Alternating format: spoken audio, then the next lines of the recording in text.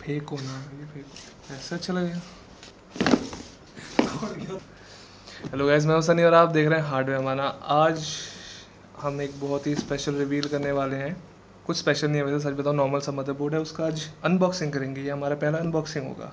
तो ये है MSI मैग B460M मोटा। ये मदरबोर्ड फीचर होने वाला है मेरे कुछ आगे एक दो वीडियोस मैंने प्लान किया वहाँ पे। तो first of all thank you MSI को कि उन्होंने मुझे इसको प्रोवाइड करने में हेल्प की। जैसे बाकी अनबॉक्सर्स वर्ड होता है, अनबॉक्सर्स गंदा सा सुनने में लग रहा है अनबॉक्सर। एक प्रोफेशनल अनबॉक्सर की तरह हम पहले बॉक्स से शुरुआत करते हैं। तो ये है बॉक्स, और ये रहा आपका मदरबोर्ड। टेक्नोलॉजी काफ़ी इम्प्रूव हो गई है आजकल, फ्लेक्सिबल मदरबोर्ड्स आ गए हमारे पास। वेट चलो टेस्ट करेंगे, प्रोसेसर लगा के देखते हैं क्या फ़र्क पड़ता है। And MSI this is not right. शराब वगैरह नहीं पीता तो इसकी ज़रूरत नहीं थी, आप मुझे पैसे भेज देते वो ज़्यादा बेटर होता। ये ग्लास वगैरह रखने के लिए क्या बोलते थे, कप वगैरह रखने के लिए यूज़ होते हैं। कोस्टर सॉरी, कास्टर नहीं, कोस्टर। रंग बिरंगी वो रिक्शा पे लगती है या ऑटोज़ पे लगती है, डेकोरेशन के लिए आपको देते हैं आजकल भी। मैं सच बताऊँ मैं इसको सेव करके रखूँगा बिकॉज ये माउस टेस्टिंग वगैरह काफ़ी काम आता है। उसमें आप सेंसर का लिफ्ट ऑफ डिस्टेंस वगैरह आप इसके ज़रिए चेक कर सकते हैं। तो आई थिंक इसके साथ 2 SATA केबल्स आती है, आपको मिलती है। और ये मैं रखूँगा अपने पर्सनल यूज़ के लिए। This is an MSI sticker.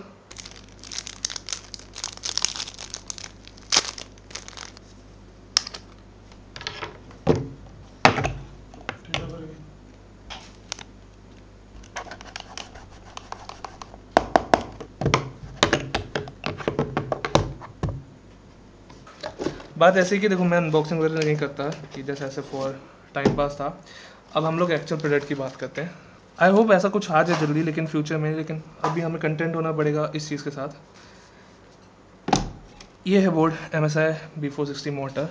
बात करते हैं डिज़ाइन मेन मतलब इसके फॉर्म फैक्टर की, तो ये माइक्रोएटिक्स बोर्ड है, फुल साइज़ माइक्रोएटिक्स बोर्ड है। जो मतलब जैसे सच में 2 माइक्रोएटिक्स साइज आता है, एक फ्लेक्स ATX भी आता है जो बेसिकली 2 रैम स्लॉट्स के लिए होता है, उसका साइज़ इतना होता है। ये जो पार्ट है आगे वाला, ये वाला हिस्सा पूरा होता ही नहीं उसमें, तो उनको कहते हैं फ्लेक्स ATX मदरबोर्ड्स। तो ये है B460 चिपसेट पे बेस्ड। तो B460 एक मिडिल ग्राउंड है जहाँ पे ये बेसिकली कंपेयर कर सकते हो आप इसको B450 B550 से, लेकिन ये टेक्निकली B550 से नीचे है। इस बोर्ड का सबसे जो ओवरऑल डिज़ाइन आता है, तो कलर्स देखो मदरबोर्ड से डिज़ाइन में क्या होता है, एक हीट सिंक से डिज़ाइन निकल सकता है, एक चिपसेट के कवर से डिज़ाइन निकल सकता है, या फिर उसके कलर से निकल सकता है। और इसका कलर बिल्कुल न्यूट्रल है जैसे होना चाहिए, ठीक है, plain grey and nice large heat sinks. This whole thing is almost a size of actually heat sink, as well as this piece. Grooves मिलते हैं for extra surface area. Internal area में भी सारे grooves हैं for keeping the VRM cool. इसमें है 6+2 phase VRM setup, 6 phases for the CPU and I think 1 is for the GPU. And अगर आपको ज़्यादा डिटेल चाहिए इसके VRM सेटअप की और कितना केपेबल है, उसके लिए मैं रिकमेंड करूँगा आप हार्डवेयर अनबॉक्स्ड की एक वीडियो देखें जहाँ पे उन्होंने इसका VRM टेस्टिंग किया था। उन्होंने स्पेसिफिकली बताया था कि इसमें कौन से VRM है। मैं ज़्यादा ओवरस्टेट नहीं करूँगा, it's one of the best VRMs that you can get in a Intel B460 motherboard. तो बेसिकली इसमें VRM में कुछ ट्रांजिस्टर्स जो होते हैं जिनको MOSFETs भी कहते हैं, that is metal oxide silicon field effect transistors, आसानी से बोलते हैं MOSFET। आपका जो प्रोसेसर है वो बहुत ही कम वोल्टेज पे चलता है, इट्स लाइक 1.1 वोल्ट, 1.3, 1.4 मैक्स, उससे ज़्यादा नहीं होता मॉडर्न प्रोसेसर्स पे। और VRM क्या होता है, ये एक ऐसा रेगुलेटर आप कह सकते हैं, बेसिकली अलग अलग कंपोनेंट्स का एक स्ट्रक्चर होता है या एक असेंबली होती है जहाँ पे 12 वोल्ट से 1.1 वोल्ट पे या जितनी भी रिक्वायरमेंट है आपके CPU की, तो उसको डाउन कन्वर्ट करने में काफ़ी ज़्यादा हीट लॉस होती है। तो इसी हीट लॉस को इसी वजह से हीट सिंक लगे होते हैं, बिकॉज वो VRM जो होते हैं वो गर्म होते हैं उस वोल्टेज को कम करने में, और जो एक्स्ट्रा हीट निकलती है वो इन हीट सिंक से बाहर जाती है। पूरे VRM में 4 कंपोनेंट्स होते हैं मेन। एक उसमें आ गया आपका PWM कंट्रोलर, उसके बाद आ गया आपके हाई साइड MOSFET या लो साइड MOSFET, या फिर पावर स्टेजेस जो आजकल मॉडर्न थोड़े अच्छी मदरबोर्ड्स में भी आते हैं, वो भी ऑप्शन है जिसमें सब कुछ कंबाइंड होता है एक सिंगल लेवल पे। और फिर आपके बाद आते हैं कैपेसिटर्स, उसके बाद आते हैं चोक्स ये होते हैं जो आप ये स्क्वायर्स देखते हो आप मदरबोर्ड पे।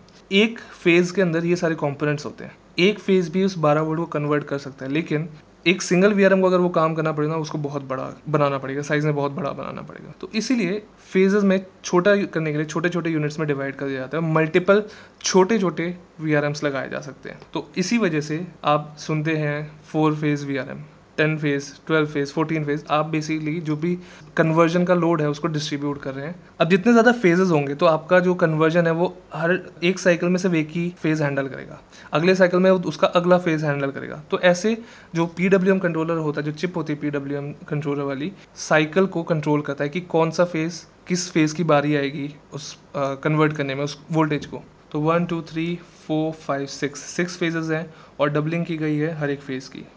And let me tell you, this is a very basic explanation of the VRM setup. Actual में इससे थोड़ा ज़्यादा कॉम्प्लिकेटेड होता है, लेकिन मैं भी इतना ज़्यादा ज्ञानी नहीं हूँ भाई, मुझे भी इतनी ज़्यादा इलेक्ट्रिकल इंजीनियरिंग नहीं आती मैं आपको पूरा बता सकूँ। तो this is a basic rundown कि होता क्या है, मतलब जनरल लेवल पे क्या आप ये कैसे वर्क करता है VRM आपका। इस कूलर के नीचे है LGA 1200 सॉकेट, जिसमें हमने लगाया हुआ है एक 10400 i5 10400, जिसको हम रिव्यू करेंगे कुछ दिनों बाद अगेंस्ट द Ryzen 5 3600। यहाँ पे 4 DDR4 स्लॉट्स है, जो बाय डिफ़ॉल्ट अगर आपके पास i5 या उसके नीचे i5 या i3 कोई 10 Gen प्रोसेसर है तो वहाँ पे मैक्सिमम स्पीड सपोर्ट करेगा 2666, which is one of the biggest down sides of the B460 platform. अगर आपके पास i7 या i9 है तो आप इस पर जो मैक्सिमम स्पीड रन कर पाएगी वो है 2933।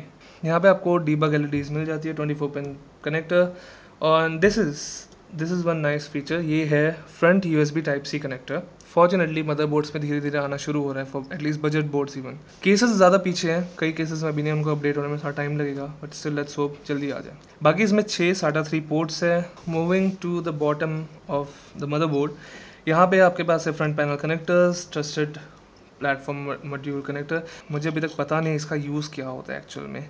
If someone has time please comments में मुझे एक्सप्लेन ज़रूर करना। TPM जो होते हैं मदरबोर्ड्स पे वो किस लिए यूज़ होते हैं। आपको मिलते हैं 2 फ्रंट पैनल USB 2 कनेक्शंस, फिर आपके पास है 5 volt RGB connection, system fan header, and here's interesting part जो AMD यूजर्स को अभी भी ऑलमोस्ट 90% बोर्ड्स में नहीं मिलता, वो है थंडरबोल्ट कनेक्शन। और यहाँ पे आप एडेंट कार्ड लगा के अपने थंडरबोल्ट एक्सेसरीज कनेक्ट कर सकते हैं। फिर आपके पास है 12 volt normal RGB connector and some audio capacitors and audio jack HD audio connector, battery short circuit करने का एक जंपर पिन।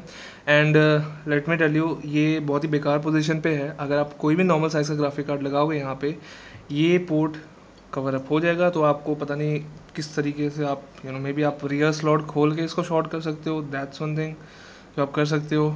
और बैटरी भी गलत पोजीशन पे है मेरे ख्याल से, बिकॉज ये दो चीज़ें जो हैं वो हमेशा एक्सेसिबल होना चाहिए। अगर आपके मदरबोर्ड्स पे रीसेट बटन्स ना हो, कहीं पे बायोस रीसेट का बटन ना हो, ऐसा कुछ ना हो, तो this is a very bad position for those parts.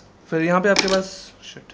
Now let's talk about the rear IO। और पहली चीज़ ये, इसका रियर IO शील्ड है वो कनेक्टेड है, तो that's a very nice thing to have. अब एक्चुअल कनेक्टर्स की बात करें तो यहाँ पे आपको मिलते हैं 2 USB 2 ports, PS2 single combo PS2 port, एक HDMI, एक display port 1.2 port. USB ports की बात करें तो USB 3.2 Gen 1 के 4 पोर्ट्स है, one of them is a Type-C connector. और यहाँ पे आपको एक इंटरेस्टिंग फीचर मिलता है, that is a 2.5G LAN। तो 2.5 का मतलब आप 2500 Mbps का कनेक्शन भी लगा सकते हैं यहाँ पे टेक्निकली, और वो वर्क करेगा। अजीब बात यह है कि जो 2.5G स्विचेस होते हैं, राउटर्स होते हैं, वो थोड़े महंगे होते हैं। आई डोंट नो कि कौन सा बजट बायर या कौन सा एक नॉर्मल कैजुअल यूज़र वो जाके परचेज़ करे, बट इट्स स्टिल समथिंग। मतलब मैं प्रेफर करता कि यहाँ पे एक 2 USB पोर्ट और डाल दो। अब बात करते हैं एक्चुअल कनेक्टिविटी फीचर्स की। जो टॉप स्लॉट है वो SATA और PCI SSDs दोनों को सपोर्ट करता है, लेकिन जो बॉटम स्लॉट है वो सिर्फ PCI SSDs को सपोर्ट करता है। और जिन लोगों को पता करना है कि ये कौन सी SSD मैंने लगाई है, यहाँ पे ये है अस्त्र KD 350X 240GB version. And the best part, this SSD is from an Indian company. And in terms of spacing of the PCI slots it's okay. I mean आप एक 2 स्लॉट ग्राफिक्स कार्ड लगा सकते हैं and you will still be able to access the X1 slot, लेकिन अगर आपका card 2 slot से ज़्यादा है then it will block it. First slot जो है वो फुल 16 टाइम्स PCI Gen 3 पे चल सकता है। सेकंड स्लॉट है वो लिमिटेड है इलेक्ट्रिकली जस्ट फॉर X4, यानी आप यहाँ पे कोई दूसरा एक्सेसरी लगा सकते हैं PCI Gen 4, but not graphics card, performance पूरी नहीं मिलेगी। बाकी ओवरऑल बिल्ड क्वालिटी की बात करो, this is one heavy board, मैं सच बता रहा हूँ, ये सबसे भारी माइक्रो एटेक्स बोर्ड है जो मैंने आज तक उठाया है। एंड उस ऑलमोस्ट उसका आधा वेट इसके वीट से जो VRM हीट सिंक्स है उसके लिए। बाकी PCB की क्वालिटी भी काफ़ी अच्छी है, काफ़ी फ्लेक्स वगैरह नहीं। ऐसे मैंने देखे PCBs कुछ बजट बोर्ड्स में जो बहुत ज़्यादा फ्लेक्स करती है when you install the cooler, और जब आप रैम इंस्टॉल करते हैं। This is not one of them, this is a high quality board. And the reason for being it high quality वो है इसका price. It's not a cheap board. Drum roll, 12,000 रुपये का मदरबोर्ड है। And if you go for the WiFi option, वो available है आपका 13,500 रुपये के आसपास। I think if you're considering one B460 board, even for the unlocked ones, even for the high-end i9s one, और आपको कभी प्लान नहीं ओवरक्लॉक करने का, this along with few, सिर्फ एक या दो ऐसे ब्रांड्स हैं, मॉडल्स है सॉरी स्पेसिफिकली, जो उस लेवल के प्रोसेसर्स को हैंडल कर सकता है एट स्टॉक फॉर्म। जिस तरह आप राइजन प्रोसेसर्स को ओवरक्लॉक करके ज़्यादा फायदा नहीं है, you can leave it at auto, आपका काम चल जाता है। यहाँ भी सिचुएशन ऐसी बनती जा रही है because of the features implemented by MSI and Asus and ASRock। Same यहाँ भी वैसा because of these motherboard models ऐसा हो सकता है पॉसिबल। एंड वो हम बाद में फीचर्स उसके बारे में डिस्कस करेंगे। तो गाइज ये था, क्या बोलूँ मैं इसको, अनबॉक्सिंग नहीं, overview may be, review definitely not.